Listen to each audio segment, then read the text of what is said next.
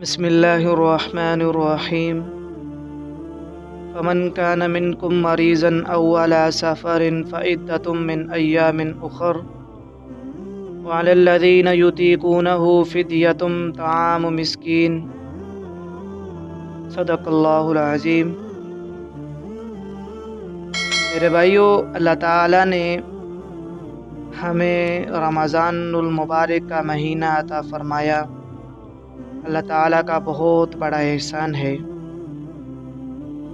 और पहली बात है कि हर बंदा ये इरादा रखे कि मैंने रमज़ानुल मुबारक के सारे रोज़े रखने हैं, क्योंकि मेरे भाइयों इन रोज़ों की जो फजीलत है वो नफली रोज़ों की नहीं है। लेकिन अब कोई इंसान माज़ूर है, शरई उज़र का हामिल है, तो उस बंदे को रोज़ा छोड़ने की इजाज़त है। अल्लाह ताला ने रोज़े में ही आसानी रखी है कि अगर कोई शरई उज़र है तो रोज़ा छोड़ने की उस बंदे को इजाज़त है। अल्लाह ताला ने कुरान मजीद में फ़रमाया, फ़मन काना मिनकुम मरीज़न औ अला सफ़रिन फ़इद्दतुन मिन अय्यामिन उख़र वअलल्लज़ीना युतीक़ूनहु फ़िद्यतुन तआमु मिस्कीन। कि तुम में से जो बीमार हो या सफ़र पर हो तो वो दूसरे दिनों में रोज़ों की इतनी तादाद पूरी कर ले, और जो लोग रोज़ा की ताकत रखते हों इनके ज़िम्मे एक मिस्कीन का खाना फ़िदिया है। इस आयत मुबारका में वो शरई उज़र बताए गए हैं जिनके वजह से रोज़ा छोड़ने की इजाज़त है। शरई उज़र जिनकी वजह से रोज़ा छोड़ने की इजाज़त है वो 3 हैं।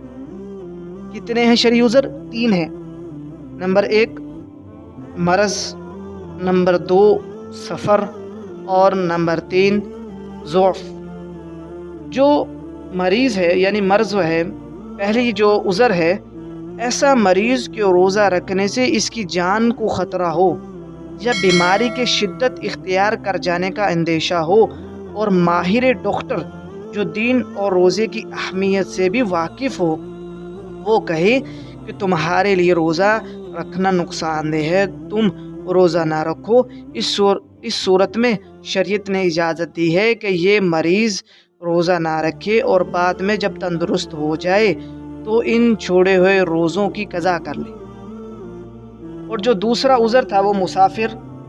जब सफ़र शरई हो यानी इतनी मुसाफत का सफ़र हो जिसमें नमाज भी कसर करने का हुक्म होता है, इस मुसाफिर को शरीयत ने सफ़र की मुशक्क़त की वजह से इजाज़त दी है कि वो भी रोज़ा छोड़ सकता है, कि अभी दौरान सफ़र रोज़ा ना रखे बल्कि बाद में क़ज़ा कर ले। अलबत्ता अगर सफ़र में मुशक्क़त ना हो, जैसा कि आजकल आम तौर पर सफ़र आरामदा होता है और माजी के मुकाबले में बहुत ही सफ़री सहूलियत मुयस्सर हैं, ऐसी सूरत में रोज़ा रख लेना बेहतर है। लेकिन फिर भी शरीयत ने इजाज़त दी है कि ये सफ़र में रोज़ा छोड़ना चाहे तो छोड़ सकता है। लेकिन मेरे भाइयों, मसला समझ लें, यहाँ एक मसला है। यहाँ ये मसला भी मालूम होना चाहिए कि सफ़र में रोज़ा छोड़ने की इजाज़त इस सूरत में है जब सहरी सफ़र में आ रही हो, वरना अगर घर में या अपने मकाम पर रोज़ा रखने के बाद दिन में सफ़र करने का इरादा हो तो फिर रोज़ा छोड़ने की इजाज़त नहीं होगी। इसलिए कि इसमें अल्लाह ताला ने फरमाया कि फ़मन काना मिनकुम मरीज़न औ अला सफ़रिन फ़इद्दतुम मिन अय्यामिन उख़र। जो कोई तुम में से मरीज़ हो या सफ़र में हो तो वो दूसरे दिनों में इन रोज़े की क़ज़ा कर सकता है। और जो तीसरा उज़र है जिसकी वजह से रोज़ा छोड़ने की इजाज़त है वो ये है कि कोई शख्स ज़्यादा बूढ़ा हो गया और उम्र के तकाज़े की वजह से रोज़ा रखने की हिम्मत ही नहीं है उसमें, तो इसको इजाज़त है कि रोज़ा ना रखे बल्कि रोज़ों का फ़िदिया दे दे। फरमाया वअलल्लज़ीना युतीक़ूनहु फ़िद्यतुन तआमु मिस्कीन। जो लोग रोज़ा रखने की ताकत रखते हैं इनके ज़िम्मे एक मिस्कीन का खाना फ़िदिया ये अदा करना है। इब्तिदाई इस्लाम में ये हुक्म बहुत आम था कि कोई शख्स रोज़ा की ताकत रखने के बावजूद चाहे तो रोज़ा ना रखे बल्कि इसकी जगह फ़िदिया दे दे।